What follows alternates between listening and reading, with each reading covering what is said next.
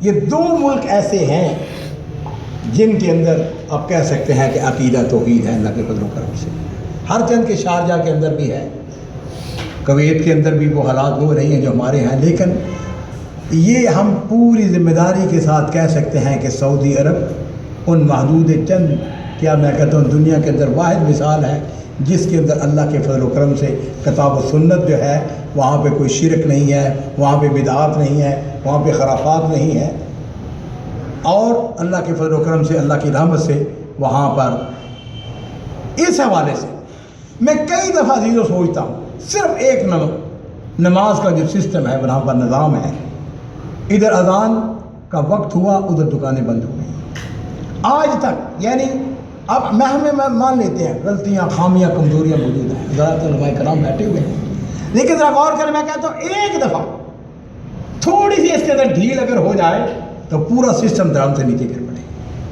لیکن اللہ کا شکر ہے کہ ابھی تک سعودی عرب کے اندر نظام صلاۃ قائم ہے. اسی طریقے سے کوئی خبر, یہی جریر بن عبداللہ بجری ان کی جب بستی میں گئے تو ان کی بستی والوں نے ہمیں بتایا, کہنے لگے کہ ملک عبدالعزیز کی حکومت سے پہلے, آل سعود کی حکومت سے پہلے یہاں پر آپ کو پتہ شریف مکہ کی حکومت تھی, تو لوگ جو ہیں وہ یہاں پہ قبروں پہ آتے تھے, آپ پہ چڑھاوے بھی چڑھاتے تھے, آپ کر وہاں پر وہ نظر و نیاز جس طرح ہمارے ہاں ہوتی ہے.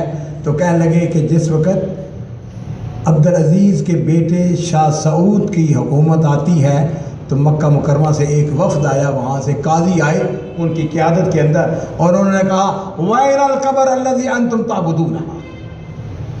تو کہتے ہیں کہ ہمارے بزرگوں نے, یہ مجھے جو امام مسجد تھے انہوں نے خود بات سنائی, وہ کہنے لگے کہ ہمارا جو والد تھا اس نے کہا نحن ما نعبد اللہ ما نعبد الا اللہ ما نعبد القبور.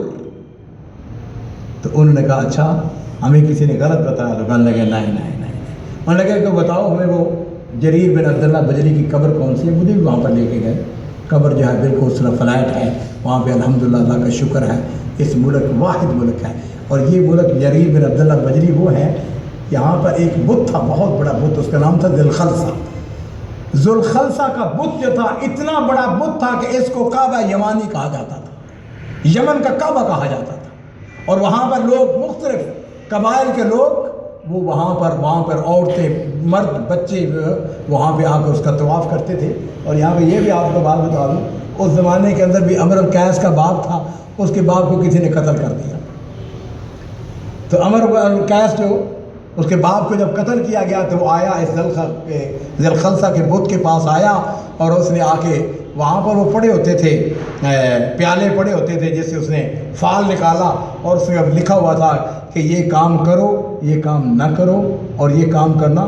یہ 3 قسم کے وہاں پہ پڑے ہوتے تھے. تو اس نے جب فال نکالی تو فال کے اندر یہ نکلا کہ یہ کام نہ کرو. تو اس نے عمر القیس نے پتھر وہاں پہ پڑے ہوئے تھے, اس نے پتھر اس کی طرف پھینکے, ہاں جی, اس کے منہ کے اوپر مارے پتھر ذوالخلصہ کے اوپر. یہ اسلام کے پہلے کی بات ہے. اور اس نے ساتھ اس کو بڑی گندی گالی دیتے ہوئے کہا, اس نے کہا اگر تیرا باپ قتل ہوا ہوتا نا تو پھر میں دیکھتا کہ کیسے تم کہتے ہو کہ یہ کام نہ کرو. نبی کریم صلی اللہ علیہ وسلم نے حضرت جریر بن عبداللہ بجری سے کہا تھا, جریر ذوالخلصہ کے بارے میں مجھے تم ٹھنڈک کیوں نہیں پہنچاتے؟ اللہ کے رسول کیا چاہتے ہیں؟ آپ نے فرمایا میں یہ چاہتا ہوں کہ اس کو ٹکڑے ٹکڑے کر دیا جائے. 150 آدمیوں کو دے کر, گھوڑ سواروں کو لے کر حضرت جریر بن عبداللہ بجری آتے ہیں اس ذوالخلصہ کو بت کو گرانے کے لیے, اور وہاں پہ آ کے لڑائی ہوتی ہے. وہاں کے لوگ تو شہدائی تھے, ان میں درجنوں کے حساب سے آدمی وہاں پہ قتل ہوتے ہیں, اور حضرت جریر بن عبداللہ بجری جو ہیں وہ کامیاب ہوتے ہیں.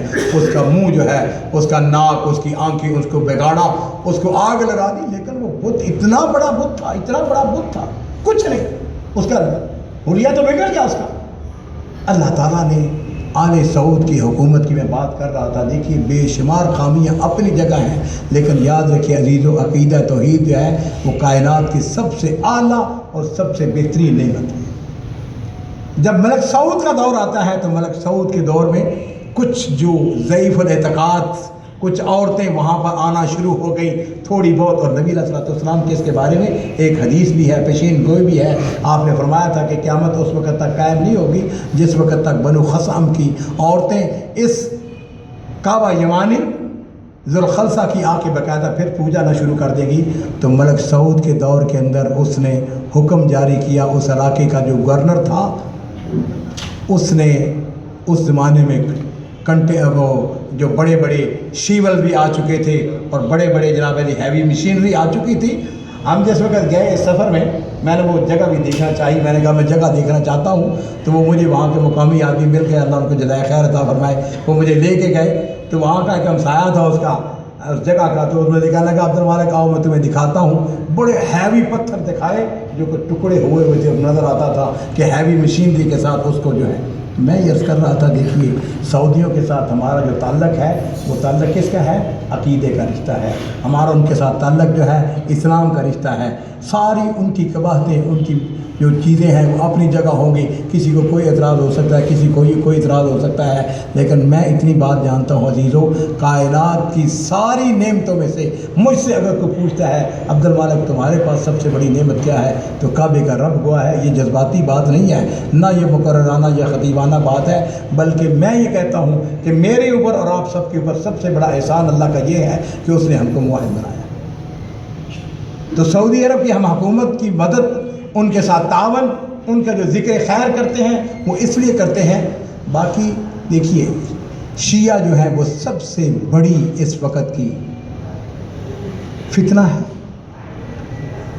لیکن انہوں نے ایک پلاننگ کی، اور پلاننگ کے تحت حوثی جو ہے کوئی نئی فتنہ نہیں ہے، حوثی پرانے چلے آ رہے ہیں۔ آپ کو تعجب ہوگا کہ امام شوکانی بھی متاثر تھے حوثیوں سے۔ تو بہرحال انہوں نے باقاعدگی کے ساتھ، اور ان کا ہدف کیا ہے؟ حرمین شریفین۔ آپ کے سب کے علم میں علماء بیٹھے ہوئے، مجھے باتیں بتانے کی ضرورت نہیں ہے۔